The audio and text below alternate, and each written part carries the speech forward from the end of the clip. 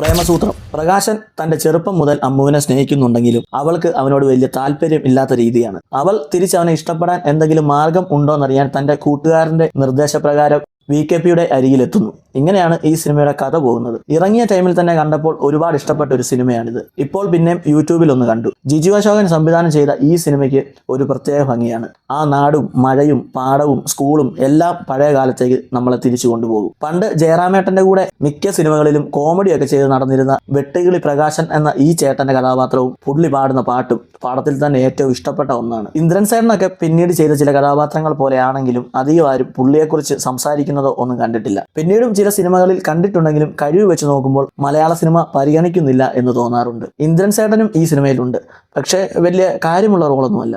ബാലുചേട്ടനും നായകനായി നന്നായി ചെയ്തു വെച്ചിട്ടുണ്ട്. പിന്നെ ചെമ്പൻ ചേട്ടൻ എടുത്തു പറയേണ്ട കാര്യമില്ലല്ലോ, എന്തും അവിടെ ഓക്കെയാണ്. എല്ലാവർക്കും ഇഷ്ടപ്പെടണമെന്നില്ല, കാണാത്തവരുണ്ടെങ്കിൽ കണ്ടു നോക്കൂ.